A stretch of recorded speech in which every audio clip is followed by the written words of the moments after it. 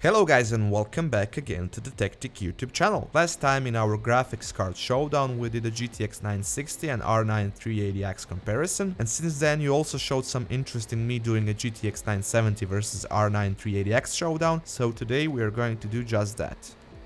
For the GTX 970 we are going to use Gainward's GTX 970 Phantom Edition, which we actually had a few months ago on our channel, and of course for the R9 380X the Sapphire's Nitro version. As you all know, the GTX 970 is a pretty beefy card with 1664 CUDA cores, and I wanna say 4GB of GDDR5 VRAM, but 3.5GB amount is ringing in the back of my head for some reason. Although on paper R9 380X looks to be competitive in regards of the shader number, we all know that is a completely different story once we start testing, and you cannot really directly compare Nvidia's CUDA cores and AMD's shader processors, as they are based on a different kind of architecture. In regards of the price points, the GTX 970 is as for now on average 25% more expensive than the R9 380X, which will be a crucial information later on, informing our final conclusion once we see the performance comparison between those two series. Before we can comment on anything, let's first check out our testing rig configuration and of course the results of our benchmarking.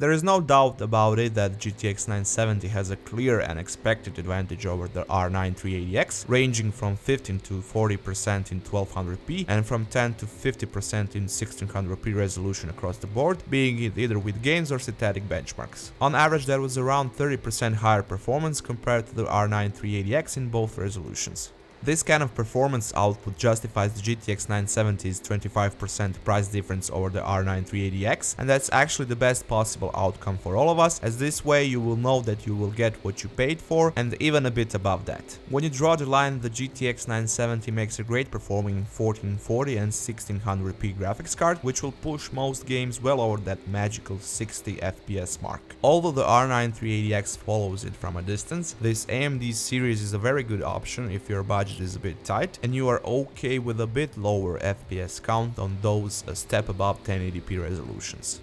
To extend our final conclusion for one more information, although it doesn't make that much difference to some of you, despite of being a better performing card, the GTX 970 actually pulls around 15 to 20% less power than the R9 380X, which is something to keep in mind.